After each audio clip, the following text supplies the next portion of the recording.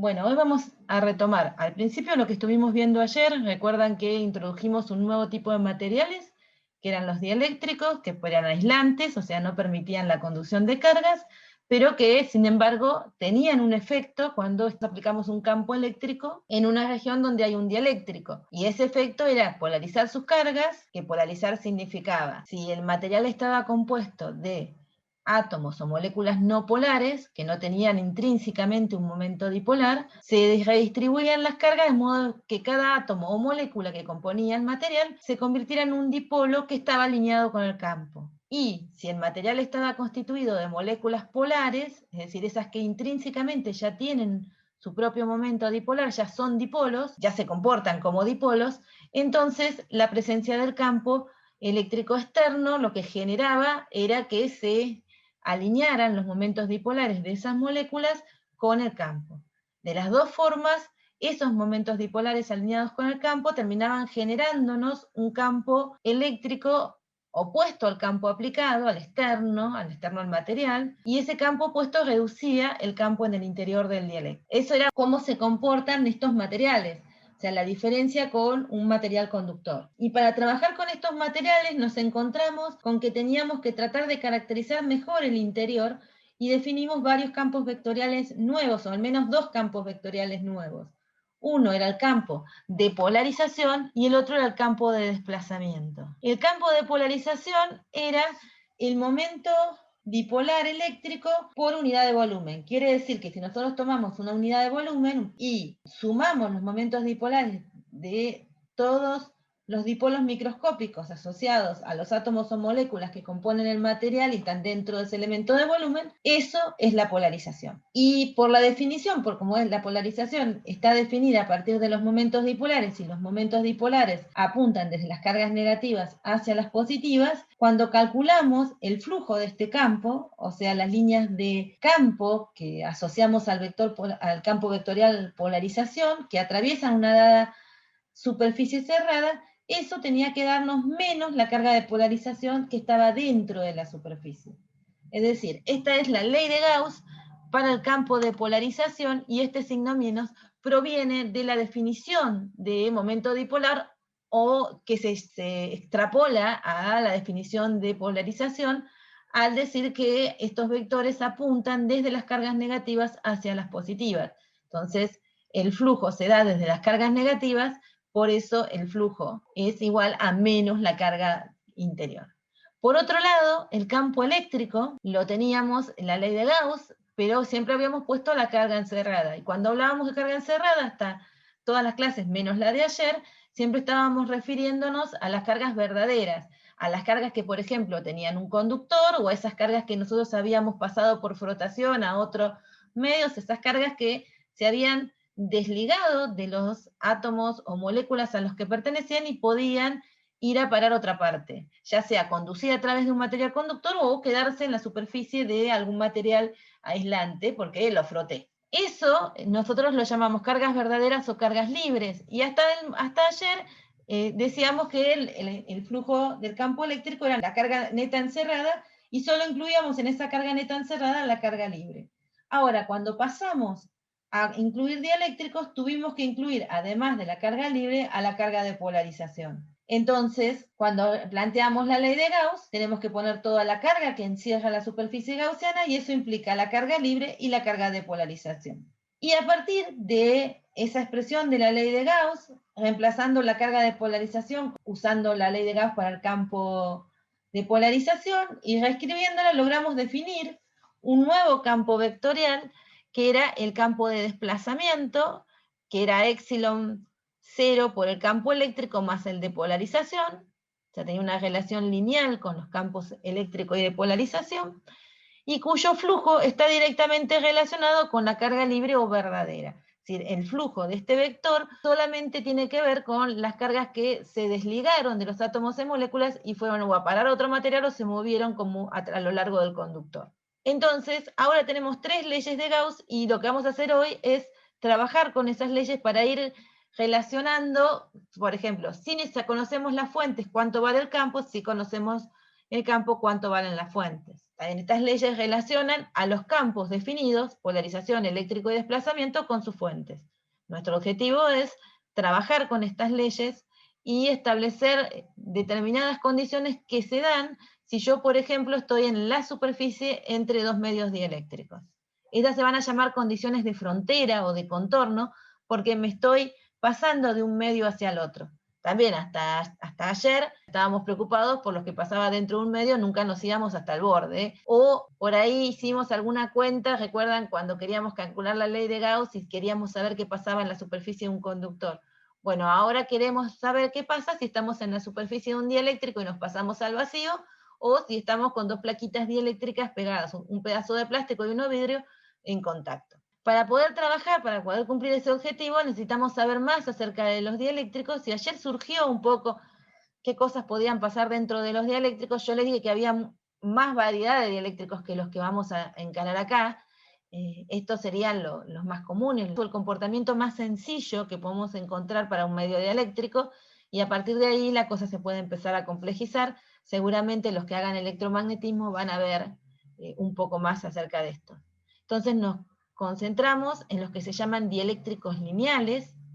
Los dieléctricos lineales es porque sus ecuaciones constitutivas, ecuaciones que relacionan a los campos entre sí, son lineales. Es decir, el campo de desplazamiento tiene una relación de proporcionalidad con el campo eléctrico, donde la constante de proporcionalidad es la permitividad del medio. Mientras que el campo de polarización es proporcional al campo eléctrico, y donde la constante de proporcionalidad es epsilon 0 por la susceptibilidad del medio. Y usando la ecuación que tenemos acá, que relaciona D con E y P, y las relaciones que es general, que no es solamente para dieléctricos lineales, es para un dieléctrico en general, y usamos las ecuaciones constitutivas, las reemplazamos ahí, podemos encontrar una relación entre epsilon y la susceptibilidad, o recordando que uno define, pasando epsilon 0 dividiendo, y recordando que uno define a epsilon sobre epsilon 0 como la constante dieléctrica, que es la permitividad relativa del medio al vacío, eso nos queda 1 más la susceptibilidad. Es decir, que para caracterizar estos medios nos basta con que nos digan la constante dieléctrica. A partir de ahí uno puede sacar la permitividad y la susceptibilidad y encontrar las relaciones entre el campo eléctrico con los campos de polarización y desplazamiento. Acá tenemos una acotación, dice que una mayor constante dieléctrica implica que para una misma distribución de cargas libres, un menor campo eléctrico y un mayor P o densidad de carga de polarización. Una mayor polarización o densidad de carga de polarización. Recuerdan que también hicimos una relación entre la componente normal del campo de polarización a una superficie dieléctrica y las densidades de carga de polarización que se encuentran en esa superficie. Eso hoy lo vamos a usar en algunos ejemplos y nos va a empezar a dejar un poquito más cerrada. Entonces tenemos mayor K, para una dada distribución de cargas libres, vamos a tener un menor campo eléctrico. O sea, yo tengo el capacitor cargado con una dada carga fija. Si no tengo dieléctrico, tengo un campo, y si tengo un dieléctrico llenando el capacitor, voy a tener un campo que es menor para esa misma carga. Y además, si tengo la misma situación, pero mirando ahora al vector polarización, entonces lo que voy a decir es que voy a tener una mayor polarización para un mayor K, y eso implica necesariamente una mayor carga de polarización en las superficies. Recuerden que estamos mirando en particular dieléctricos lineales, donde además estamos pidiendo que epsilon, que la permitividad y la susceptibilidad no dependan de las coordenadas tampoco. Entonces el material es completamente uniforme, o sea, en cualquier punto tengo el mismo epsilon, y además aplicando campos en cualquier dirección también tengo el mismo epsilon para esta relación, por lo tanto también tengo lo mismo chi. Entonces es el caso más sencillo, o sea, el material no cambia su comportamiento cuando cambiamos la dirección en la que aplicamos el campo, ni cuando nos movemos de un punto a otro del material. Bueno, acá dicen los casos anteriores, porque lo que voy a hacer es retomar el problema que estuvimos viendo ayer. Ayer lo que hicimos con este problema fue tomar un capacitor, cargarlo y introducirle un dieléctrico. Y lo hicimos de dos formas. Una, lo dejamos conectado a la batería e introducimos el dieléctrico.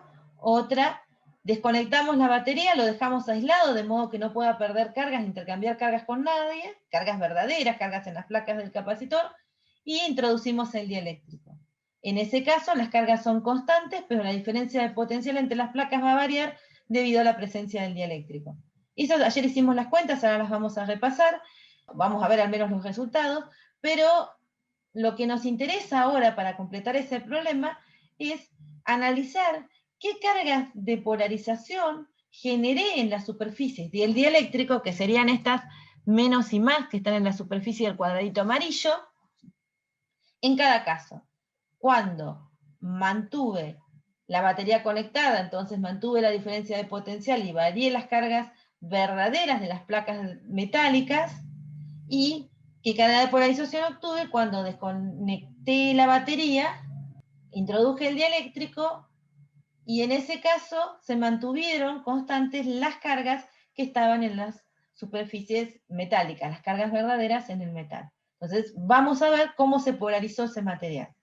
Por eso yo tengo escrito acá la ley de Gauss para el campo de polarización, que es la que acabamos de recordar recién. Vamos a recordar las ecuaciones que escribimos hoy. Para un dieléctrico lineal, esa era la situación del problema. Entonces podemos escribir a la polarización como epsilon 0, la susceptibilidad por el campo, pero como era un dieléctrico lineal, podemos encontrar una relación de la susceptibilidad, que es la constante dieléctrica menos 1, que la constante dieléctrica era el dato del problema, era una de las cosas que no hacían. Un capacitor al que se le introduce un dieléctrico de constante dieléctrica acá. Entonces, para poder trabajar vamos a mirar las dos superficies, así vemos que también nos saltan los signos cuando aplicamos esta relación. Entonces, pongo una superficie gaussiana, una parte de esa superficie gaussiana está dentro del metal, así que tengo polarización 0, entonces eso me va a permitir no tener que considerar, estoy mirando la superficie 1, me va a permitir no tener que considerar la cara del lado derecho del cilindrito que dibujé como superficie gaussiana, que es una superficie cerrada. Tampoco tengo que considerar la parte curvada, ya sea porque está dentro del metal o la parte que está dentro del dieléctrico, porque el vector polarización es paralelo a esa superficie curvada, y el diferencial de área de esa superficie es radial, así que el producto escalar entre el vector polarización y el diferencial de área me da 0, así que la parte curvada tampoco me contribuye, solo me queda la parte en la que tengo dibujado ese vector rojo, que sería el diferencial de área. Entonces, el producto escalar entre el vector polarización, que va de la carga negativa a positiva, perpendicular a esa área, y el diferencial de área, que también es perpendicular, me da directamente el producto de los módulos. Y como el campo de polarización es uniforme dentro del condensador, a veces van a encontrar que a estos que yo llamé capacitores, en los libros a veces los llaman condensadores. Es lo mismo, están hablando de lo mismo. Bueno, como el campo de polarización es el mismo sobre toda la tapita 1, lo puedo sacar de la integral, y eso me queda la integral del diferencial de área que me da el área 1. Y del otro lado de la ley de Gauss tengo la carga de polarización que encierra la gaussiana. Si ahora paso dividiendo el área, me da la densidad de carga de polarización con un signo menos respecto del módulo del vector polarización. Eso me está diciendo que tengo una densidad de carga negativa. El módulo lo puedo calcular con esta expresión, bien, porque es epsilon 0, K-1 por el módulo de E, o sea, podemos hacer la cuenta, pero lo importante acá es que el módulo es positivo y nos da una densidad de carga en la superficie 1 negativa, coincidente con nuestro dibujo. Vamos con la superficie 2, repetimos el mismo procedimiento. Ahora la que no contribuye es la tapa de la derecha, la parte curvada es el mismo análisis, el diferencial de área de la parte curvada es radial, y el vector polarización está perpendicular a ese diferencial de área, así que la parte curvada nuevamente no contribuye. Nos queda un diferencial de área perpendicular al área 2, que es la de la superficie que está dentro del dieléctrico, que es donde hay polarización, y un vector polarización que es paralelo, pero en sentido opuesto. Entonces eso va a hacer que la integral, la parte de la integral, elimino la tapa del lado derecho, elimino la parte curvada, me queda solo la tapa 2, pero como están los vectores opuestos, me aparece este signo menos, ¿bien? Que es porque el diferencial de área va hacia la izquierda y el vector polarización va hacia la derecha. Estoy haciendo el producto escalar de dos vectores que tienen sentidos opuestos, son colineales pero en sentidos opuestos, eso me da menos el producto de los módulos. Vuelvo a aplicar la lógica de que sobre esta área el vector polarización es el mismo, lo puedo sacar de la integral y me queda dividido el área 2. Y eso tiene que darme, de acuerdo a esta ley, la carga de polarización que está encerrando la gaussiana, cambiada de signo. Se me simplifican los signos menos y me queda que la densidad de carga de polarización en la superficie del dieléctrico es el módulo del vector polarización. Quiere decir que me dio la misma densidad, pero con signo positivo. ¿Se dieron cuenta cómo jugué con esas superficies para sacar las densidades de carga?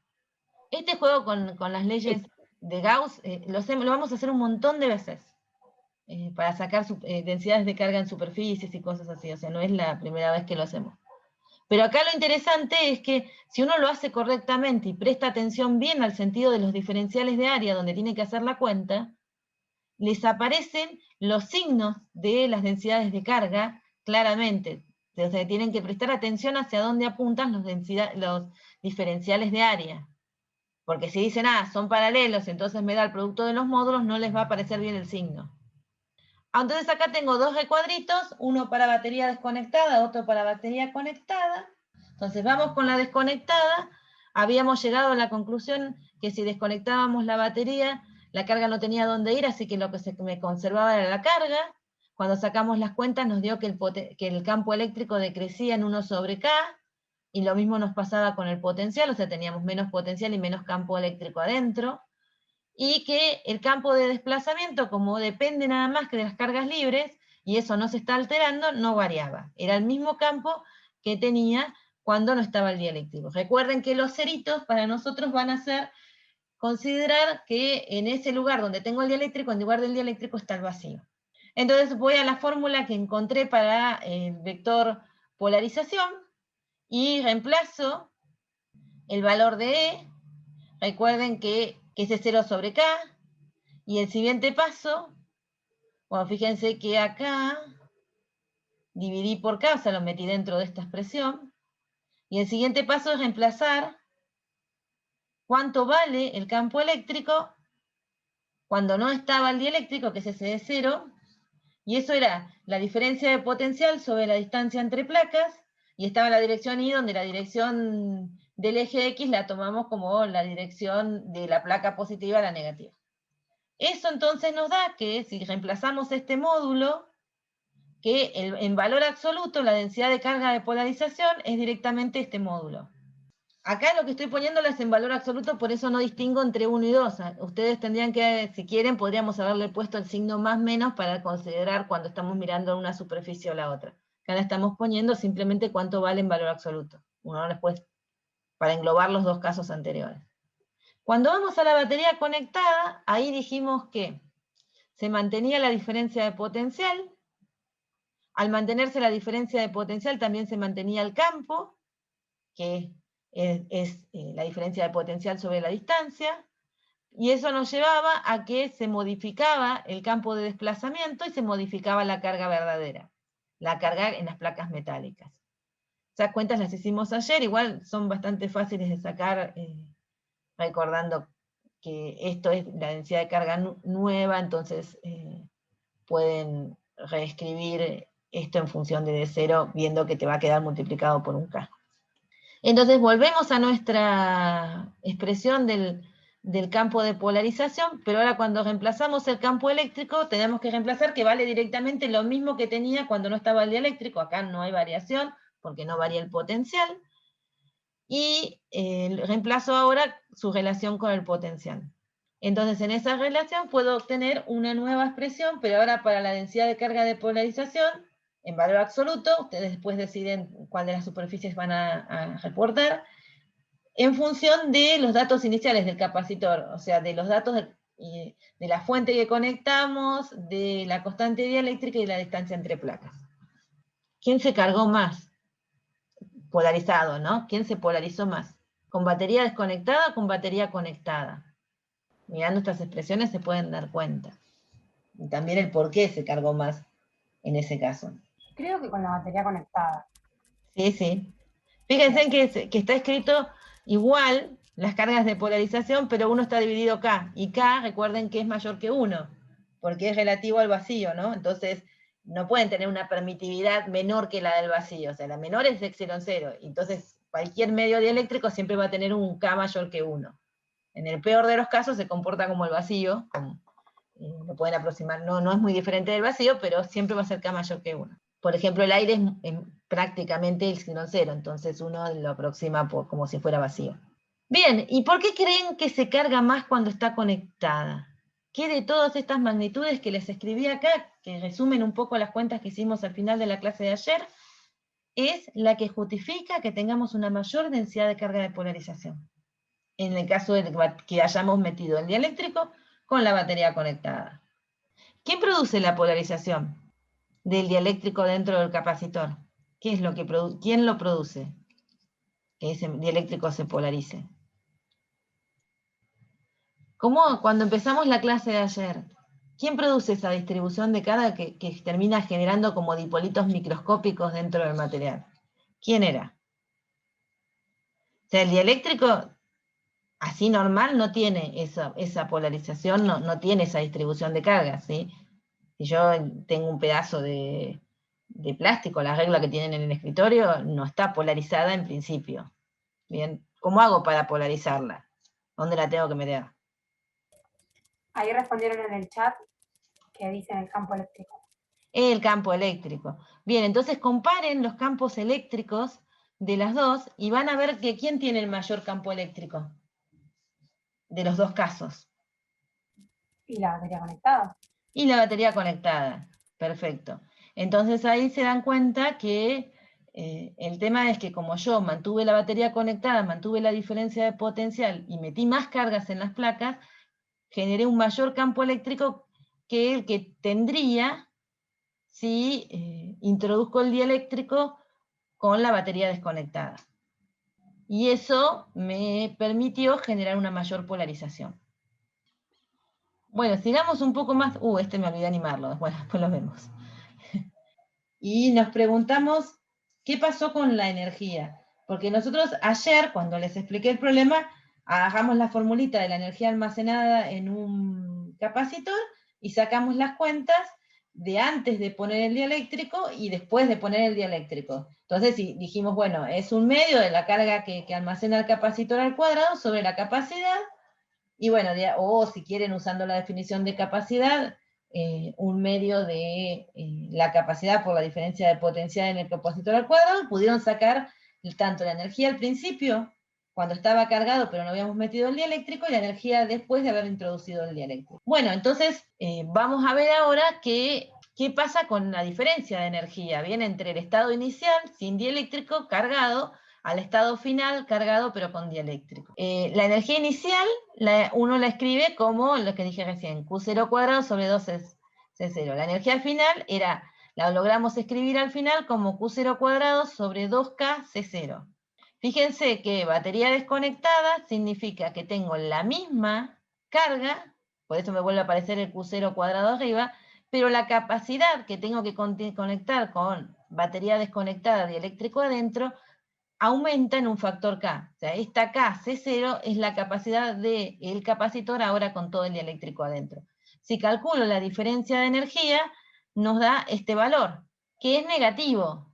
Mientras yo corrijo mi falta de ortografía, ¿qué trabajo realizó la fuerza eléctrica? Me preguntan. Esto es una O. ¿Y cómo lo relacionan con ese signo negativo en la variación de la energía? Podemos hacernos una serie de preguntas. Aparte de la fuerza eléctrica, ¿hay alguna otro elemento, fuerza que realice trabajo en este caso? Con batería desconectada, solo capacitor y metiendo y ponemos la puntita del dieléctrico ahí y dejamos que se meta, o tenemos que ver si lo tenemos que empujar. Pero bueno, de una u otra forma, cuando ese dieléctrico esté entrando, la fuerza eléctrica va a realizar un trabajo. No, yo creo que no hay ninguna otra fuerza. Claro, en principio, fíjense, si nosotros, como nos dio una variación de energía negativa, si nosotros asumimos que lo único que está es la fuerza eléctrica, ese trabajo es el trabajo de la fuerza eléctrica, O sea, esa variación de energía está relacionada con el trabajo de la fuerza eléctrica, pero con un signo menos. Recuerdan que el trabajo de la fuerza eléctrica es menos la variación de la energía eléctrica, de la energía potencial eléctrica. Eso quiere decir que el trabajo fue positivo. ¿Sí? ¿Ahí me siguen? Bien, sí. ¿Y eso qué quiere decir? ¿O cómo interpretarían el dibujo abajo? ¿Y qué capacitor hizo trabajo? El capacitor o las cargas que estaban en las superficies, que generaron ese campo eléctrico en el interior del capacitor, realizó un trabajo positivo. Quiere decir que realizó un trabajo, en la fuerza que actuó sobre ese dieléctrico fue En la entrante. dirección. Se lo chupó, básicamente. ¿Se entiende? O sea, como cuando yo puse este dieléctrico, lo pueden analizar así. Si miran el dibujito que tienen puesto abajo, tienen el dieléctrico intentando entrar y el capacitor con sus cargas, pero el dieléctrico cuando se mete un poco dentro del capacitor, se polariza poniendo cargas negativas en la superficie que está más próxima a las cargas positivas y cargas positivas en la superficie que está más próxima a las cargas negativas. Eso va a ser una atracción entre las cargas verdaderas y las cargas de polarización que va a hacer que el dieléctrico se introduzca dentro del capacitor sin que nosotros tengamos que hacer nada. Simplemente lo ponemos en la puntita y se va para adentro. ¿Sí? Ok, sí. Entonces ahora vamos a ver qué nos pasa si dejamos la batería conectada. Bueno, tendremos la batería conectada. La energía inicial que almacenamos en el capacitor antes de meter el dieléctrico es lo mismo. La energía final, recuerdan que nos quedó multiplicada por K. Eso es un resultado de la cuenta de ayer. Esto aparece, si quieren lo pueden ver, en el anterior nos había quedado que cuando teníamos el dieléctrico dentro del material, la carga que yo almacenaba dentro del verdadera en el capacitor, era K veces la carga que tenía cuando estaba vacío, o sea que arriba nos va a aparecer un K cuadrado por Q0 cuadrado, al final, y abajo tengo de vuelta K por C0, pero cuando simplifico un cuadrado con el K de abajo, me queda multiplicado por K. Entonces esa es la energía final. Esa cuenta la hicimos igual allá. Y la pueden rehacer sin problema. Entonces voy y calculo la energía ahora. Me da positiva. Entonces, acá uno dice, bueno, ¿qué pasó? Quiere decir que el capacitor en lugar de absorberlo, lo empujó para afuera. Uno podría pensar de una, si no presta atención y extrapola lo que acaba de analizar con batería desconectada, diría un comentario así, se lo expulsó. Este resultado es correcto, pero no va a significar directamente que lo que analizamos en el caso de desconectada respecto a cómo se introduce el dieléctrico hacia dentro del capacitor es distinto en este caso. ¿Por qué? Porque yo en este caso tengo la batería y la batería realiza trabajo eléctrico, ¿sí? No tengo solamente el trabajo de la fuerza eléctrica, sino además la batería, que lo que está haciendo es que cuando yo tendría tendencia a cambiar la diferencia de potencial porque estoy metiendo el dieléctrico, la batería manda cargas a las superficies metálicas, cargas verdaderas a las superficies metálicas, y eso implica un trabajo que tiene que hacer la batería para mandar las cargas. Entonces, ahora no solo está el trabajo de esta fuerza eléctrica de interacción entre las cargas en las superficies metálicas y las cargas de polarización, sino también tengo el trabajo de la batería. En la variación de la energía debido a la fuerza eléctrica, que es conservativa, lo puedo escribir como la variación de la energía total menos el trabajo de la batería. Y acá, si se acuerdan, uno tendría que escribir ese trabajo como la integral de la diferencia de potencial por el diferencial de carga. ¿Se acuerdan? Ahora, tengan en cuenta, porque ustedes cuando calculamos la energía almacenada en un capacitor, esta integral la hicimos. Hicimos la integral de la diferencia de potencial, del potencial que alcanzaba el capacitor por el diferencial de carga. Y en ese momento resolvimos una integral, usamos la capacidad para poder escribir todo en función del diferencial de carga y cargar el capacitor. Ahora, esa integral suponía, cuando la hicimos hace unas clases anteriores, que mientras que nosotros estábamos cargando al capacitor y estábamos variando la diferencia de potencial del capacitor. mientras lo cargábamos. Y eso era función de la carga que tenían las placas. Ahora nosotros asumimos que al mantenerlo conectado a la batería, mantenemos la diferencia de potencial constante.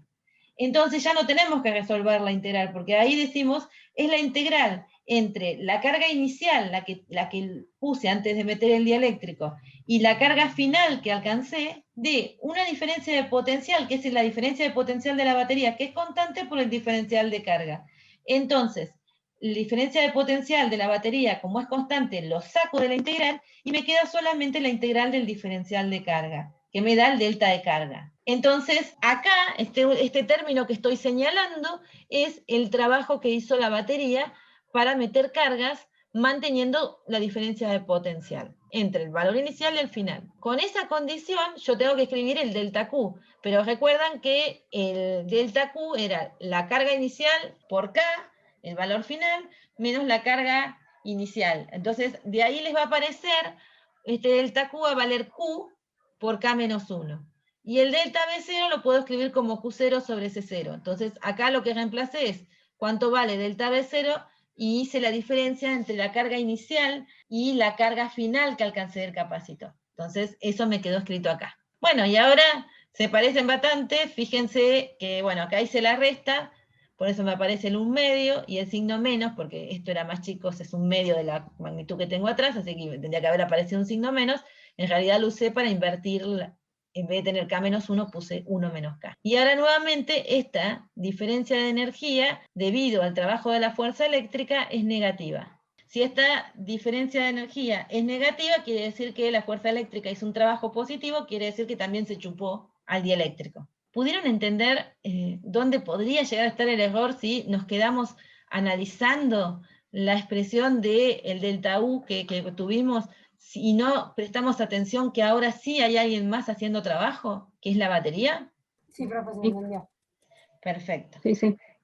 Entonces ahora vamos a hacer lo que les dije recién, lo que llaman condiciones de frontera o de contorno entre dos dieléctricos. Lo que vamos a establecer es qué le pasa a los campos cuando atravesamos la superficie. Entonces, vamos a empezar a mirar. Lo blanquito es el epsilon 1, es un dieléctrico de constante eléctrica K1, o bien de permitividad epsilon 1, y la parte amarilla es otro dieléctrico distinto con una constante eléctrica K2 y una permitividad epsilon 2. Yo voy a suponer que el campo eléctrico generado por alguien afuera incide de esa forma sobre la superficie que separa los dos medios, y sale. Bien, y se desvía consecuencia de que está cambiando de un medio a otro. Entonces lo que voy a analizar cómo se comportan las distintas componentes de estos vectores, o si yo puedo establecer alguna relación. Y para eso voy a usar las propiedades vectoriales de estos vectores. ¿Por qué? Porque la ley de Gauss, recuerdan que era la propiedad vectorial de un vector que podía diverger, o se establecían las propiedades de los vectores en cuanto a su divergencia. Y después habíamos encontrado una ley que tenía que ver con el rotor para el campo eléctrico que establecía las propiedades respecto de rotación o circulación del campo. Vamos con las de las divergencias, con las leyes de Gauss, que esas las tengo para los tres vectores. Entonces empiezo con el campo de desplazamiento. Tengo que poner una superficie cerrada, que es esta negrita, esta cilindrito negrito que acabo de poner acá. Y obviamente eso tiene que ser igual a la carga libre. Voy a considerar despreciable el espesor de este cilindrito. ¿Por qué lo considero despreciable? Lo considero muy chatito. ¿Por qué lo estoy haciendo así? Porque yo en realidad quiero ver qué pasa con el campo inmediatamente antes de pasar la superficie de separación de los dieléctricos e inmediatamente después. No lo quiero por el medio del dieléctrico 1 y el dieléctrico 2, lo quiero cuando estoy atravesando. Entonces quiero infinitesimalmente antes y infinitesimalmente después. Entonces, la contribución de la parte curvada no existe simplemente porque la hago muy chatita. Entonces es despreciable frente a las tapas. Entonces me va a quedar la contribución de las tapas nada más. Entonces tengo la integral de la parte de D1 escalar el diferencial de área 1 y de la parte de D2 escalar el diferencial de área 2. Y esto lo igualo a 0. Y la pregunta que me puedo hacer es ¿por qué igualo a 0 la integral de flujo del campo de desplazamiento en la superficie entre dos medios dieléctricos? ¿Por qué piensan que la igualo a 0? Si yo tengo una superficie entre dos medios dieléctricos, que los puse en contacto directamente, ¿esperan tener cargas libres que hayan llegado ahí por conducción? No. Entonces, simplemente porque no espero tener una densidad de cargas libres en la superficie entre dos dieléctricos. Si yo los froté y después los uní, ya es otra historia. Pero acá simplemente estoy pensando en un campo que viene y se encuentra con que pasó del aire al agua, que son dos medios dieléctricos, o pasó del vidrio de la pecera al agua que está dentro. Entonces viene un campo eléctrico y está atravesando y actuando sobre una carga que está dentro de una pecera. Entonces tengo que pasar un vidrio y hay una interfaz entre el vidrio y el aire, y hay otra interfaz entre el vidrio y el agua, y en esas interfaces no hay cargas, ¿bien? No hay cargas verdaderas, por eso está el 0. Bueno, entonces ahora, fíjense que cuando hago el producto escalar de D1 diferencial de área 1, el diferencial de área 1 es perpendicular a la tapa y saliente, es hacia arriba. ¿Estamos de acuerdo con eso? Este sería el diferencial de área 1, y el diferencial de área 2 sería para acá abajo. ¿Sí? Entonces, cuando hacemos el producto escalar, nos va a quedar el módulo del campo de desplazamiento, el módulo del diferencial de área, y como yo, o sea, a mí me quedaría por el coseno del ángulo comprendido entre el diferencial de área y la dirección del vector de desplazamiento. Pero en este caso, como lo voy a escribir respecto del ángulo que forman con la normal sería la línea azul que tengo dibujada acá, está muy finita, pero marca la normal en el punto donde estoy calculando, donde estoy considerando la incidencia del campo. Entonces, bueno, es la normal a toda la superficie. Entonces, como estoy describiendo ese coseno, o sea, el módulo del diferencial de área 1, el diferencial de área por el coseno del ángulo, y el coseno del ángulo lo estoy escribiendo en función de ese ángulo, θ1, y no el que formaría con el diferencial de área, tendríamos que prolongar el D1, y fíjense que formamos un ángulo que sería el 180 menos el ángulo que me importa, es el θ1. ¿Bien? Ok, sí.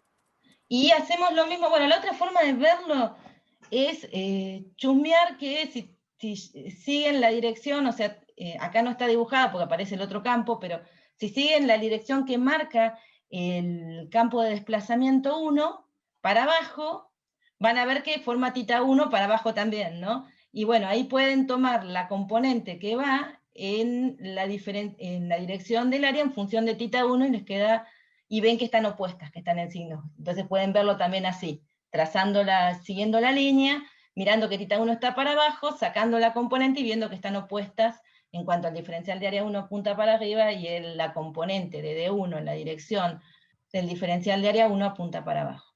Bueno, y con el diferencial de área 2 es medio la misma lógica, solamente que ahora el diferencial de área 2 y la componente del D2 y la dirección de área 2 están en la misma dirección, entonces el ángulo es directamente θ2, entonces me queda con un signo positivo. Bueno, ahora fíjense que lo estoy escribiendo que D1 coseno de θ1 es la componente del campo 1 en la dirección normal a la superficie, con el signo menos incluido. ¿Estamos de acuerdo en eso?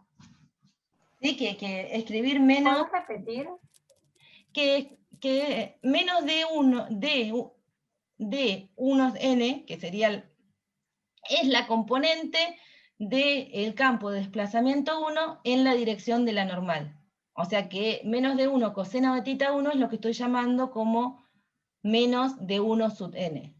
Bien. Y idénticamente la parte de D2, que es en la dirección normal a la superficie, o sea, en la dirección del diferencial de área, la voy a llamar D2n, o sea, la componente normal del campo de desplazamiento en el otro material, sobre la superficie de abajo, de la tapita de abajo. Y los signos siempre tienen que ver con que vayan paralelos al diferencial de área o opuestos.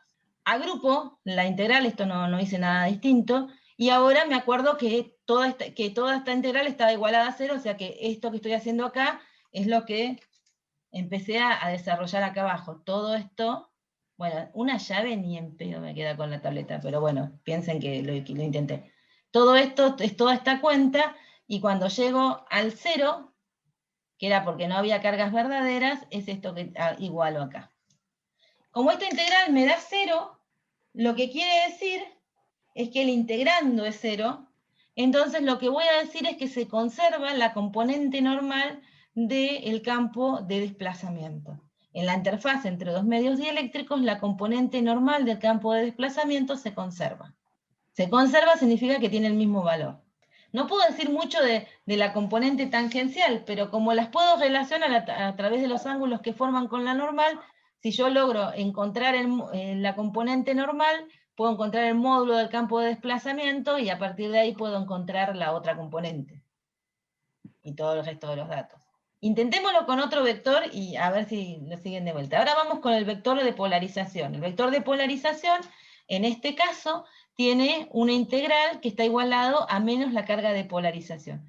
Yo ahí, fíjense que presté atención y dije, bueno, si el vector de polarización está apuntando en esta dirección, en esta superficie el dieléctrico 1 está poniendo una carga positiva, bien, porque recuerden que el vector de polarización apunta hacia las cargas positivas, y en la otra superficie, el otro dieléctrico está exponiendo cargas de polarización negativas, porque el vector de polarización 2 está saliendo desde esa superficie. ¿Sí? ¿Me creen esos simbolitos de cargas que puse ahí? Sí, te creo. Está, buenísimo, alguien me cree. Bien. Considero despreciable de nuevo el espesor del cilindro por la misma razón que antes. Yo quiero saber qué pasa inmediatamente antes y después, se infinitesimalmente antes y después, así que no lo quiero hacer muy, muy chato y hago despreciable la contribución de la parte curvada. Entonces ahora me queda, como en el caso anterior, las integrales de flujo a través de las tapas. En un caso está relacionada con P1 y el diferencial de área 1, y en otro caso con P2 y el diferencial de área 2. Hasta ahora es la misma lógica que venimos aplicando con el campo de desplazamiento, ahora lo hacemos con el campo de polarización, solamente que la integral de Gauss para eso tiene incluida la carga de polarización. Bien, acá volvemos a hacer lo mismo que hicimos con D, o sea, hacemos el producto escalar de P1 diferencial de área 1, y eso se puede escribir como menos P1 coseno de tita 1 diferencial de área, y el producto escalar de P2 diferencial de área 2 me da P2 coseno de tita 2, que es la componente de P2 en la dirección normal, y como es paralelo al diferencial de área 2, me queda con signo positivo. Siguiente paso, como las áreas, bueno, reescribo a menos P1 coseno de tita 1 como menos P1n, que sería la parte de la componente que es del vector de polarización normal a la superficie, y hago lo mismo con P2, y lo igualo a menos carga de polarización. Ahora, agrupo las integrales porque las áreas van a ser las mismas, y entonces me queda que las componentes normales del campo de polarización son discontinuas. Quiere decir que la componente normal del campo de polarización, cuando atraviesa la superficie entre dos dieléctricos, tiene una diferencia de un lado y del otro, producto de que en esa superficie hay una carga de polarización. Y ahí me puse en el cartelito, para no olvidarme, que interpretemos el signo. Eso quiere decir, si a mí me diese esa cuenta, me diese como resultado que P2n menos P1n, por ejemplo, es positivo. ¿Eso qué significaría? Si la cuenta del lado izquierdo me da positivo, ¿cómo la interpretarían? Cuando estábamos en un dieléctrico que era único, ¿no? Que había un solo dieléctrico y estábamos por salir de él, la carga de polarización, ¿con quién se relacionaba en esa superficie? Perdón, me perdí como un poquito.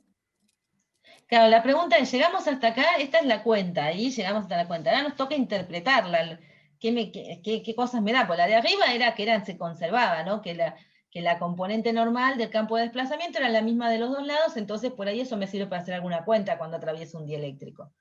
Ahora me encuentro con que las componentes normales del vector de polarización no se conservan, que hay una diferencia entre ellas que está relacionada con la densidad de carga de polarización, con el signo menos, o sea, con menos la densidad de carga de polarización. Entonces la pregunta podría ser, ¿qué pasa si eso nos da positivo? ¿Qué pasa? Yo lo que les digo acá es que me da, por ejemplo, que P2n es mayor que P1n, o sea, que la componente normal del campo de polarización del lado 2 es mayor que la componente normal del campo de polarización del lado 1. Eso quiere decir que me da esa diferencia un valor positivo, y la igualdad me termina diciendo que hay una densidad de carga negativa de polarización neta en esa superficie. ¿Cómo interpretamos ese resultado? Porque estamos de acuerdo que ahí hay dos densidades de carga, una de cada lado. ¿Cómo interpreto que me dé negativa si P2 es mayor que P1? Yo lo que les decía es que ayer y hoy, cuando empezamos la clase, relacionamos al campo de polarización, que se acuerdan que en lo que estábamos haciendo las cuentas, justo era todo perpendicular a la superficie, no había algo tangente. Acá está inclinado para considerar caso general. Pero cuando hacíamos las cuentas, asociábamos la componente normal de vector de polarización con menos la densidad de carga de polarización que estaba en la superficie. O sea, el módulo de la componente normal lo estábamos asociando con menos la carga de polarización en la superficie.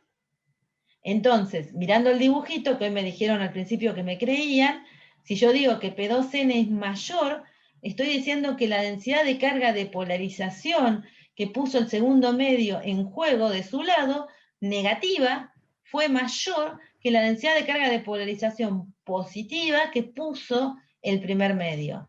¿Eso me lo pudieron seguir? ¿Fui clara? Sí, sí, sí.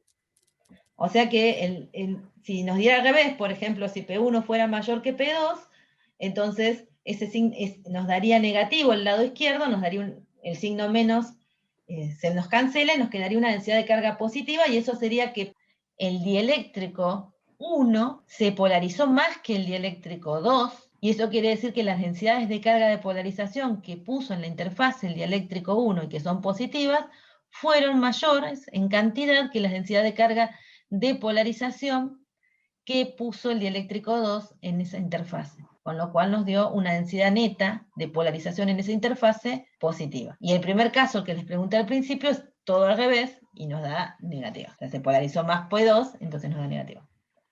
Estos significan los signos de esa relación que tuvimos. Ahora vamos con el campo eléctrico.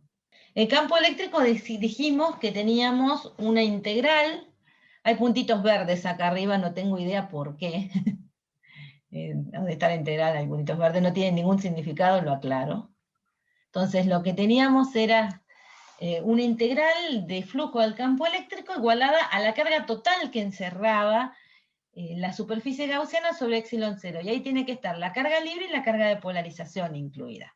Volvemos a hacer lo mismo, ponemos una superficie gaussiana chatita, y dejamos solamente las contribuciones de las tapas, pero acá vuelvo a hacer lo mismo que hice con el caso del vector de desplazamiento. Digo que como estoy en la superficie entre dos medios dieléctricos, no voy a tener cargas libres, entonces solamente me queda la carga de polarización para incluir, o sea, pongo 0 la carga libre en la ley de Gauss que tengo arriba. Y desprecio la contribución del lateral porque lo considero muy chata la superficie, muy pegada muy chata la superficie gaussiana, muy pegada a la superficie de separación entre los medios dieléctricos. Bueno, de vuelta resuelvo los productos escalares como lo hicimos en los otros dos casos, pero ahora repito el mismo procedimiento, vuelvo a llamar a E1 coseno de tita 1 como E1 normal y a E2 coseno de tita 2 como E2 normal, agrupo la integral y la igualo a la carga de polarización sobre epsilon 0, y entonces encuentro que la componente normal del campo eléctrico es discontinua cuando atravesamos la superficie entre dos dieléctricos, y la discontinuidad es consecuencia de una densidad superficial de carga pero de polarización. Cuando estábamos en conductores, la densidad superficial de carga era de cargas libres o verdaderas. Ahora este sigma es el sigma de polarización, porque estamos entre dos medios dieléctricos. En otro caso, ¿te acuerdan que estábamos en un conductor y el aire o algún medio dieléctrico? Y bueno, en ese caso, que si el dieléctrico estábamos con un medio no polarizable, y entonces asociábamos que solamente era la carga libre la que nos interesaba. Pero tenemos otra propiedad, porque en los campos de polarización y de desplazamiento, lo que teníamos era la ley de Gauss, o sea, teníamos la propiedad de flujo, de cómo fluyen esos campos. Pero en el campo eléctrico, además de cómo fluye, sabemos cómo rota cuando está en condiciones electrostáticas. Su rotacional tiene que dar 0, o sea, no puede circular el campo, no puede hacer curvas cerradas.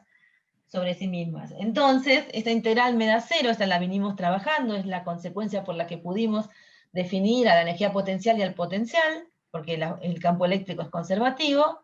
Entonces lo que vamos a hacer es una idea similar, pero lo que como es una integral de circulación, lo que tenemos que poner es una curvita cerrada.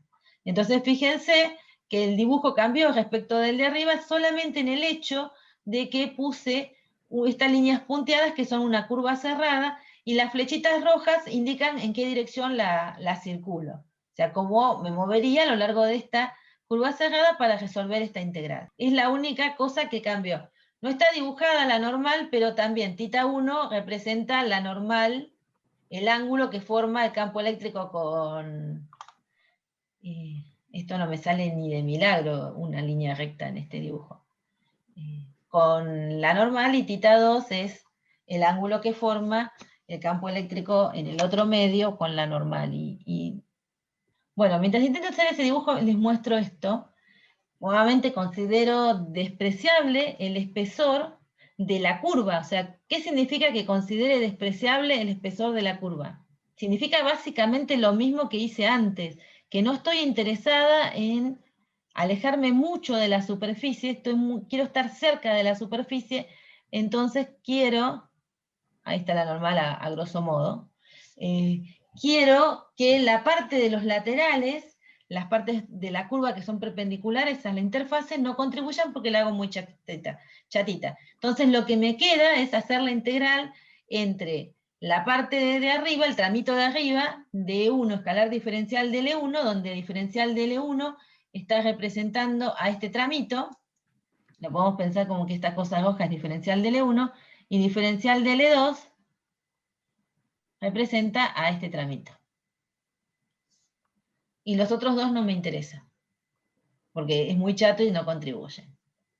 En esas condiciones, la integral que tengo arriba se divide en solo dos tramos, y tiene que estar igualada a 0, y ahí fíjense que yo tendría que hacer el producto escalar de E1 diferencial de L1, que lo estoy escribiendo en función del ángulo θ1 y no del ángulo que forman el diferencial de L1 y el campo eléctrico 1. Por eso me aparece seno de θ1 y no el coseno. θ1 no se ve muy bien con tanto chatado, pero es lo mismo que teníamos acá arriba, es el ángulo que forma con la normal. ¿Bien? Entonces, en lugar de tomar el ángulo que tengo acá, que sería el que formaría el diferencial de L con la dirección del campo E, si tomo por ejemplo en este punto, tomo el diferencial de L va para allá, el campo E va para acá, sería este ángulo, tomo de vuelta el complementario, por eso me aparece el seno de θ1.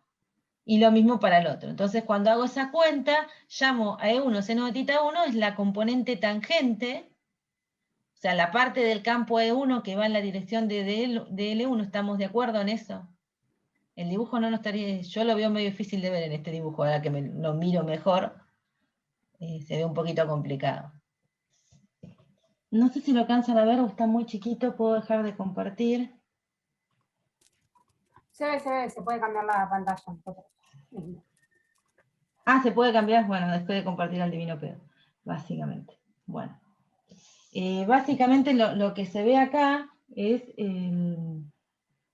lo que es rojo es la interfase, lo azul que viene así es el campo, y está prolongada la dirección hacia abajo, para que uno vea que el ángulo que forma con la normal es la línea perpendicular, y si ustedes toman, nosotros necesitamos hacer el producto escalar entre ese campo, que es la flecha azul que viene desde arriba, y el diferencial de L, que es la flecha roja. Entonces necesito la componente paralela al diferencial de L del campo. Si yo voy a hacerlo, yo podría usarlo respecto del ángulo que forma, que sería, ahí sí sería el complementario, que sería este ángulo de acá, pero también lo puedo hacer respecto del ángulo con la normal, que es lo más habitual. Entonces necesito la componente de este vector en la dirección paralela a la interfaz. Entonces es el vector por el seno del ángulo θ. Eso me da la parte de este vector que está apoyada sobre la interfaz. Bien. Por eso me aparece el seno de tita, porque lo estoy escribiendo no en función del ángulo que forman los dos vectores, sino que si lo miran para abajo siguiendo esta línea, sería el ángulo que está acá o este que está acá, sino en función del ángulo que se forma respecto de la normal. Por eso el dibujito capaz que no me quedó tan bien para que se vea de una. Sí, o sea, sí, creo que ahí se entendió un poco mejor que en ese dibujo, porque está todo muy comprimido en el dibujo. Pero necesito la parte de E, la componente de E en la dirección del diferencial de L, y si yo voy a usar el ángulo θ1, la obtengo de esa forma. Y esa es la componente tangente, así que E1 seno de θ1 es E1t, y E2 seno de θ2 es E2t.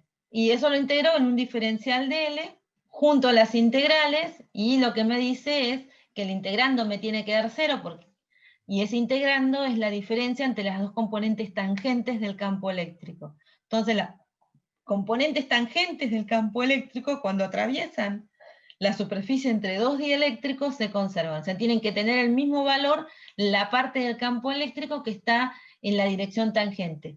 Y tiene que ser diferente la parte del campo eléctrico que está en la dirección perpendicular. Con todo este lío, ¿pudieron entender de dónde salen estas cosas? Sí, profe, se entendió. Bien, buenísimo. O sea, con el dibujito que está en la pizarra se vio bien los ángulos y ahora. Bueno, lo que vamos a hacer para entender un poco mejor esto es aplicar este caso a un problema, que creo que parte lo tienen en la práctica, entonces vamos a aplicar estas condiciones a un problema, y ahí uno por ahí entiende un poco más para qué las obtuvo. Entonces lo que tenemos acá es un capacitor, esas son las líneas amarillas, los rectangulitos amarillos son las placas metálicas del capacitor, que adentro le pusimos dos materiales dieléctricos de distintas constantes dieléctricas. Uno se llama K1 y el otro ya tiene constante dieléctrica K2. Y ahí lo estoy poniendo como que ocupan la mitad. Mitad de una mitad, supónganse un pedazo de plástico de una cadena y un pedazo de acrílico, pegaditos, y llenan el capacitor. Entonces, por ejemplo, queremos hallar la capacidad. Ya saben que para hallar la capacidad necesito conocer la diferencia de potencial en valor absoluto en relación a la carga, porque eso, la capacidad, cuando yo reemplazo esa diferencia de potencial, en función de la carga, me queda siempre en función de los parámetros del capacitor, que serían, en este caso, los dos dieléctricos que tengo adentro, la distancia entre placas y el área de las placas. Entonces, bueno, hay que ver cómo llegar. Lo primero que ven en el dibujo, si le prestan atención, es que hay dibujados un campo de desplazamiento que es el mismo a lo largo de todo el capacitor. Y ahí estoy usando las primeras de las condiciones de contorno que obtuvimos, que dijimos que la componente normal del campo de desplazamiento se conserva, da el mismo valor de un lado y del otro de la interfaz entre dos dieléctricos, porque en esa interfase, como son dieléctricos, no hay carga verdadera. Entonces, como acá el campo que tengo es todo perpendicular a esta línea negra que representa la interfase, bueno, si logro bajar la línea sin torcerme, entonces el campo de desplazamiento de un lado y del otro es el mismo. Y tiene lógica, porque al fin y al cabo el campo de desplazamiento solo depende de las placas metálicas, de las cargas ubicadas en las placas metálicas. Entonces, es el mismo todo a lo largo del capacitor. Ahora, los campos E1 y E2, ya vimos que podían ser discontinuos si aparecía una densidad de carga de polarización en la interfase. Entonces, la componente normal del campo eléctrico era discontinua si había una densidad de carga de polarización en la interfase, y acá al enfrentar dos medios dieléctricos polarizados la voy a tener, y entonces voy a tener dos campos eléctricos diferentes. Y esto es nuevamente porque los campos son dependientes de las densidades de carga totales, libre y de polarización. Tengan en cuenta que acá estoy usando la componente normal porque tanto el campo de desplazamiento como el campo eléctrico son perpendiculares a la interfase, que es la que estoy marcando con el cursor rojo. Bueno, entonces intentemos calcular, ahora que analizamos un poco qué les pasa a los campos, la diferencia de potencial. Entonces, el campo cambia de valor, yo voy a tener que calcular entre dos pedacitos. Voy a tener que ir desde 0 hasta la mitad del capacitor, y ahí tengo el campo E1, y luego tengo que ir de la mitad hasta D, y ahí tengo el campo E2. Entonces tuve que dividir la integral que corresponde a E escalar diferencial de L en 2 tramos porque tengo 2 expresiones del campo eléctrico. Yo dije que D1 era epsilon 1 por E1 y D2 es epsilon 2 por E2. O sea, estoy usando, en este caso, la relación lineal entre los campos, de que puse dieléctricos lineales porque les acabo de dar una constante dieléctrica constante. Pero yo sé que en la interfase, lo acabamos de decir, los componentes normales, que en este caso es directamente el D que tengo, es D1 y D2, se tienen que conservar. Entonces puedo escribir que D1n es igual a D2n, que serían en este caso decir D1 y D2 directamente, porque todo es normal. Y si yo lo calculo, recuerden que si pongo la ley de Gauss en las placas metálicas, puedo calcular el campo de desplazamiento dentro de, por ejemplo, la ley de Gauss la puedo poner acá y calculo el campo de desplazamiento de 1, que es de 1n, es lo mismo, que es igual a de 2n, que es igual a de 2, o puedo hacerlo de la otra placa, y eso me va a dar la carga verdadera que tengo en las placas metálicas sobre el área de las placas de la gaussiana que estoy considerando. Carga encerrada por la gaussiana, la verdadera, sobre el área que considero. Entonces de ahí yo puedo encontrar que como D1 es igual a D2 es Q sobre A, es la carga verdadera sobre el área de las placas, puedo encontrar E1 y E2 despejando de las relaciones que tienen con los campos de desplazamiento. Y obviamente me dan distinto porque los épsilon son distintos y coincidente con lo que estuvimos suponiendo de que había una densidad de carga de polarización en la interfase. Bueno, entonces ahora estoy lista, ahora puedo calcular, porque yo estos módulos del campo ya sé que están en el I, los puedo reemplazar en esta integral y resolver las dos integrales, y van a ver que esto me queda, es entre 0 y D sobre 2, así que aparece un D sobre 2, estos campos son constantes, salen de la integral, y recuerden que acá no está anotado, pero me interesa el valor absoluto de esta expresión, por eso no le presté atención al signo. Entonces me queda E por la distancia sobre 2 para el primer tramo y E2 por la distancia sobre 2 para el segundo tramo. Por eso aparecen estos dos que están acá, cada campo por las distancias. Yo acá estoy tomando valor absoluto, no se lo puse. Recuerden que para la capacidad me interesa el valor absoluto, no presté atención que no le había puesto las barritas, se las agrego ahora, para que ustedes sepan qué pasó con el signo menos. Y imaginen que logré dibujar dos barritas derechas.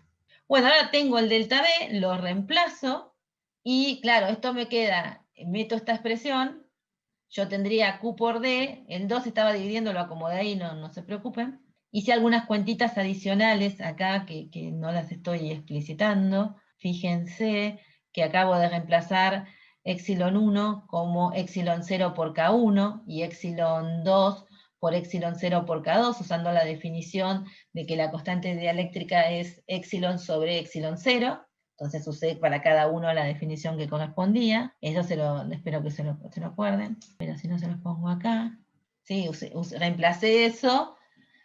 Simplifiqué reemplacé esto en esta expresión y además simplifiqué las Q y les van a quedar estas expresiones así. ¿Y por qué me molesté en escribirlas así? Básicamente porque esto que tienen acá sería la constante dieléctrica por la capacidad de un capacitor que tiene la separación entre placas igual a D sobre 2. Entonces uno al final termina escribiendo esto como si fueran dos capacitores en paralelo. O sea, hago la inversión, hago 1 sobre C, entonces eso queda invertido, lo puedo separar en dos y me acuerdo que la capacidad de un capacitor plano es epsilon 0 A sobre D. En este caso particular sería epsilon 0A sobre D sobre 2, ¿sí? Porque es lo que me aparece. Entonces ahí podría considerar que esto se comporta como si fueran dos capacitores con un dieléctrico cada uno y con la distancia entre las placas igual a la mitad, y que están en serie. O sea, acá en la cuenta terminé el valor de la capacidad y después lo dejé escrito como para que lo puedan analizar como dos capacitores en serie. O sea, vi que podía escribirlo como dos capacitores en serie, usando la definición de capacidad y recordando que D en este caso es D sobre 2. y que la capacidad de un capacitor con dieléctrico es K por la capacidad en el vacío. En general, la capacidad en el vacío, vamos a ponerle ese cerito, para mantener las notaciones, y la capacidad en un medio dieléctrico, es K por C0. Y usé esas relaciones para terminar de escribir esto como si fueran dos capacitores en serie. Bueno, entonces ahora quiero saber las cargas de polarización que tengo jugando acá, porque voy a tener cargas de polarización en la interfase. Entonces, tenemos el mismo campo de desplazamiento, porque es todo perpendicular, y la componente del vector desplazamiento en la interfaz entre dos dieléctricos, la componente normal se conserva, y como esto todo es normal, se conserva. Tenemos dos campos eléctricos, porque la componente normal del campo eléctrico no se conserva, sino que es discontinua y está relacionada con una carga de polarización en la interfaz. Y tengo dos campos de polarización, porque la componente normal del vector de polarización en la interfaz entre dos dieléctricos es discontinua y está relacionada con menos la carga de polarización. Entonces vamos a calcular las cargas de polarización, tanto la que tengo neta en la interfaz entre los dieléctricos como la que tengo compartida con las placas. Entonces, lo primero que sé es que yo puedo asociar a cada uno de los lados de cada uno de los dieléctricos una carga de polarización cuyo valor absoluto tiene que ser igual al módulo de la polarización. Entonces, lo que estoy escribiendo ahí es que voy a tener una densidad de carga de polarización en valor absoluto que es igual al módulo de P1 y una densidad de carga de polarización en valor absoluto que es igual a P2. Ahora uno puede decidir, mirando la dirección en la que está P2, dónde están los signos a partir de los signos de cargas que yo tenga en las placas. Si yo elijo que tengo una placa positiva acá, si yo acá elijo que hay cargas positivas, esto no tiene un menos, esto es que me quedó cortito. Por ende, la otra placa metálica va a tener una carga negativa. me quedan tan uniformemente distribuidas, aunque no parezca, chicos. Entonces, cuando voy a mirar cómo se polariza todo este dieléctrico, viendo también la dirección de la polarización, yo acá tendría que poner una carga negativa para la polarización. De este lado, este dieléctrico pone en la interfase cargas positivas, con alguna densidad. Se me perdió el cursor. Del otro lado, el otro dieléctrico pone cargas negativas. Te pueden guiar también mirando la dirección del vector polarización. Y obviamente, cerca de la superficie metálica, el otro dieléctrico, el que está del lado de la superficie metálica cargada negativa, el dieléctrico 2, pone cargas positivas. Entonces serían las densidades de carga de polarización, los signos, y el valor en valor absoluto es directamente el módulo del vector P. Como P lo puedo obtener conociendo las constantes y conociendo el campo eléctrico, ahí tienen las cuentas con las que se obtiene. O sea, lo único que hice fue reemplazar los campos, o sea, usar que P es epsilon 0, K-1 por E, el módulo, son colineales, así que podemos trabajar con los módulos. El K vamos a poner para P1 el K1, y para P2 el K2, y el E1 y el E2. Entonces, cuando reemplazamos esto, y reemplazamos el E1 y el E2, llegamos a cuánto valen las cargas de polarización para cada dieléctrico, que es estas expresiones que tengo acá, que van relacionadas con el valor de K. Me van a dar más grande cuando más grande nos dé K, porque más chico, fíjense, si hacemos crecer K, esto que estamos restando se hace más chico, y eso nos da un vector polarización más grande, y por lo tanto una carga de polarización más grande, densidad de carga de polarización más grande. Ahora, estos P1 y P2 me dan sigma P1 y sigma P2 en las superficies interfaces con los metálicos. Entre los dos dieléctricos tengo que hacer la diferencia entre los vectores de polarización normal, que en este caso, vuelvo a repetir, son normales, los P, no hay componente tangente, es una sobreindicación nada más. Entonces hago la condición de contorno, si quieren, y eso me da menos la carga de polarización neta sobre el área. Entonces hago P2 menos P1, y eso me tiene que dar la densidad de carga de polarización que tiene la interfaz, o sea, la carga de polarización sobre el área. Si simplifico las áreas, me da la carga de polarización total, que está directamente relacionada con las inversas de las constantes dieléctricas. Y acá me pregunto, ¿qué pasa si K1 es mayor que K2? Eso nos va a decir, si K1 es mayor que K2, la carga de polarización es positiva. ¿Qué significa? Están muy cansados para la pregunta, creo. Básicamente significa que uno tiene una mayor polarización que la carga de polarización que la que tiene 2. Eso significa. Y lo pueden ver en dibujos. Si les da la carga neta de polarización en la interfase positiva, quiere decir que el P1, K1 o el dieléctrico 1 pudo poner más carga. Y esto es un capacitor, pero a diferencia del anterior, en lugar de rellenarlo con el dieléctrico uno atrás del otro, lo rellenamos mitad y mitad. Bien, entonces, ahora queremos de vuelta calcular la capacidad, de vuelta estamos ante el problema de encontrar la diferencia de potencial y la carga, pero fíjense que esto es distinto. ¿Por qué? Porque lo primero que me encuentro es que tengo un solo campo eléctrico. ¿Por qué? Porque si yo aplico la condición de contorno para la componente tangente del campo eléctrico, la componente tangente a la interfase, fíjense en que la división, la separación entre los dos medios dieléctricos es paralela al campo eléctrico. Eso quiere decir que lo único que tengo es componente tangente. Y en ese caso, yo tengo que los campos, como son todo tangente, que los campos eléctricos son el mismo de un lado del otro. Tengo un solo campo eléctrico en todo el material. Esto tiene lógica, porque en estas condiciones que lo estoy viendo acá, tanto arriba como abajo está la misma diferencia de potencial. Entonces tiene lógica que si tienen la misma diferencia de potencial entre las placas metálicas, el campo eléctrico arriba y abajo sea el mismo, porque la separación es la misma. En esas condiciones yo puedo calcular la diferencia de potencial calculando la integral en el lado 1, o sea, integrando entre 0 y D el campo 1, o integrando entre 0 y D el campo 2. Puedo hacerlo arriba o abajo, y eso me tiene que dar la misma diferencia de potencial. Acá pongo que la interfase y las componentes tangentes son iguales, o sea que el campo es el mismo. El campo arriba yo lo podía escribir como la densidad de carga sobre epsilon 1, y haciendo la cuenta eso me queda D sobre 2, o sea, resolviendo para la E1, pero fíjense que no es D sobre 2, sino A sobre 2. Eso es interesante. O sea, yo acá estoy haciendo la cuenta reemplazando al campo arriba como la densidad de carga libre, que sería la carga libre que tiene la parte de arriba de la placa sobre A, sobre 2.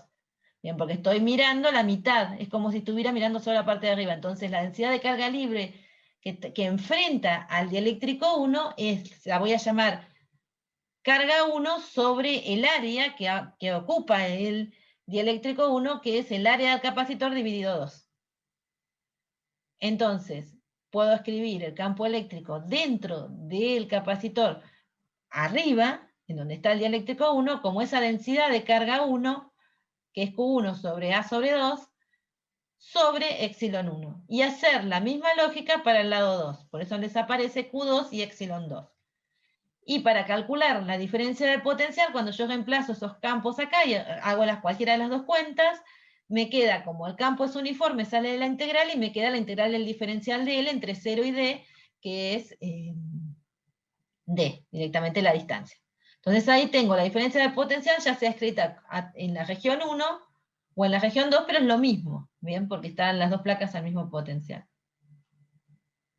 Entonces voy y reemplazo esa diferencia de potencial, sabiendo que a la carga total que almacena el capacitor la tengo que considerar como la carga que está arriba, enfrentando al dieléctrico 1, y la carga que está abajo. Entonces, reemplazando esta diferencia de potencial y llamando Q1 y Q2, puedo reescribir a la capacidad de esta forma. Y acá me está faltando, sí, fíjense, acá me quedó mal escrita la expresión, es un epsilon 2, y me comí el epsilon. Bien, o sea, básicamente lo que dije es que las placas metálicas son equipotenciales, así que tienen que tener el mismo potencial sobre toda su superficie. Entonces me da lo mismo ir por encima, por el dieléctrico que está arriba, entonces hago E1 escalar diferencial de L, o ir por debajo con el dieléctrico que está abajo, que es E2 por diferencial de L. Básicamente, como tengo la misma diferencia de potencial entre las placas y la misma distancia, los campos tienen que ser iguales, o visto desde las condiciones de contorno, la componente tangente del campo eléctrico al atravesar una interfase me tiene que dar la misma, así que E1 y E2 tienen que ser iguales, por qué los campos son todo tangente a la interfase, o sea, a la superficie que separa los medios dieléctricos. Después usé simplemente la expresión del campo dentro de cada uno de los dieléctricos, y como es constante lo saqué de la integral y me quedó multiplicado por D para calcular la diferencia de potencial. Tomé el valor absoluto, que es lo que me interesa, y escribía la capacidad como la carga total sobre la diferencia de potencial. Esa carga total la puedo reescribir como la carga que tiene la placa de arriba más la carga que tiene la placa de abajo, dividida la diferencia de potencial, que la puedo escribir, por eso hice la cuenta 2 veces, porque al final era la misma, pero la hice mirando desde arriba y desde abajo, para que me quede en función de epsilon 1 y epsilon 2, y ahí pude obtener la capacidad. Viendo de esta manera, puedo escribir epsilon 1 como K1 epsilon 0, epsilon 2 como K2 epsilon 0, y esto me queda como si los capacitores estuvieran en paralelo. Bien, que es un poco lo que también sugiere el dibujo. Bien, acá lo que hice fue darme cuenta que esta C1 es como la capacidad de un capacitor que tiene adentro un dieléctrico de constante K1, eso lo tengo que dejar escrito en función de K1, y que tiene la mitad del área. Por eso lo llamé C1. Y el otro, C2, la capacidad de un capacitor que tiene la mitad del área, la área que solo ocupa el capacitor 2, y un dieléctrico con K2. Esto se puede generalizar a otras áreas. Acá está con la área sobre 2 para simplificar las cuentas. Si se lo llegan a poner que uno es más largo que el otro, es lo mismo. O sea, el procedimiento es el mismo, le quedarán las expresiones. Y si quieren calcular cómo se distribuyen las cargas, ahí tenemos algo para prestarle atención. Porque dijimos que los campos eléctricos son los mismos, llamamos distintas a las cargas que había sobre las superficies metálicas, pero hay un detalle. Como estamos enfrentando dieléctricos distintos, se polarizan distinto, y eso va a inducir a que las cargas libres se acomoden distinto, es decir, que realmente lo que supusimos, llamamos para poder armar Q1 y Q2, es real, hay un Q1 y Q2. O sea, no depende de cómo son las constantes dieléctricas del dieléctrico que está arriba o el de abajo, cómo serán las cargas que nos enfrentan, las cargas verdaderas que están en la región de arriba o en la región de abajo. Entonces eso va a depender de Q1 y Q2. Vamos a tener un Q1 y un Q2. Acá esta relación está relacionando, recordando que el campo de desplazamiento entonces no va a ser el mismo. El campo de desplazamiento, recuerden que les daba la densidad de carga de libre, así que el campo de desplazamiento es proporcional a Q1, o sea, es Q1 sobre el área sobre 2, y el otro es Q1 sobre el área sobre 2. Si utilizan esa relación, y acordándose que D es epsilon por E, pueden llegar a una relación entre las cargas y las constantes. Es decir, estamos usando en esta ecuación que tenemos acá el hecho de que D1, el módulo, nos da Q1 sobre el área 1, pero también vale epsilon 0 E1, y pueden hacer una idéntica para D2, que es Q2 sobre área 2, que también vale epsilon 0 E2, pero saben que 1 es igual a E2, o sea que de ahí despejan Q1 sobre A1, epsilon 1, Q2 sobre A2, epsilon 2 son iguales, las áreas son iguales porque están a la mitad, entonces nos queda la relación de arriba. Y la otra es la conservación de la carga. La carga total que tienen las placas metálicas tiene que ser la suma de la carga que se ubicó arriba y la que se ubicó abajo. Bueno, ahí puse la relación. Entonces nos preguntamos, ¿hay cargas de polarización en la interfase entre los dieléctricos? Recuerden que la condición de contorno del campo de polarización establecía que la componente normal del campo de polarización tenía que ser discontinua igual a las cargas de polarización en la interfase entre los dieléctricos. Esa era una opción, pero acá mucho no la podemos usar porque el campo de polarización es paralelo al campo eléctrico, así que no tenemos campo de polarización atravesando la interfase entre los dos medios dieléctricos. Entonces, esa no nos estaría ayudando. La siguiente cosa que podemos pensar es que la polarización la genera el campo, eléctrico, así que las distribuciones de carga de polarización se dan en la dirección del campo eléctrico y no en la dirección perpendicular a este, con lo cual uno no esperaría que haya una densidad de carga de polarización en la interfase. Bueno, ahí ponemos la condición que sabíamos, otra cosa que estuvimos hablando hoy, que las densidades de carga de polarización están directamente relacionadas en una superficie con la componente perpendicular del campo de polarización en esa superficie, y como el campo de polarización es paralelo, las densidades, o sea, no hay componente perpendicular, no hay componente normal, eso es cero, entonces las densidades de carga de polarización son cero, y eso cierra todo lo que les vine contando. Y las cargas en la interfase dieléctrico-metal, que esas sí existen, esas están ubicadas, dependiendo, podríamos hacer el mismo dibujito, si ponemos la carga de la izquierda, la placa de la izquierda positiva, el dieléctrico 1 arriba pondría cargas negativas, el dieléctrico 2 también pondría cargas negativas, y del otro lado pondría positivas, ambos dieléctricos, enfrentados a la superficie metálica de la parte derecha, que tentaría cargada negativa. Para hacer la cuenta, escribimos sigma 1 y sigma 2, como lo podemos escribir como P1 normal y P2 normal. Me comí el P2 en la que está acá abajo, pero es la misma lógica. P1 y P2 lo podemos calcular conociendo las constantes dieléctricas y los campos 1 y 2, así que puedo terminar la cuenta. Esto acá me comí ponerles que esto era igual al módulo de P2, porque ahí en esta interfase P es todo perpendicular.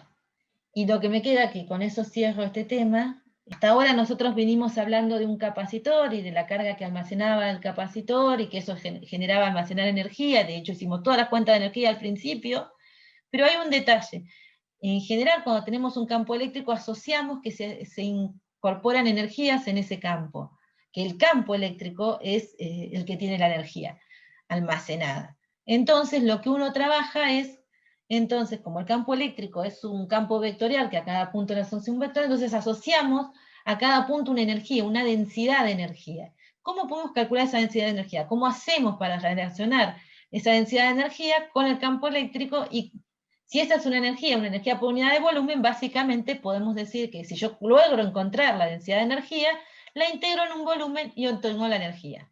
Entonces, en esas condiciones, encontremos una expresión que nos permita hallar una relación entre la densidad de energía, la energía por unidad de volumen, y el campo eléctrico.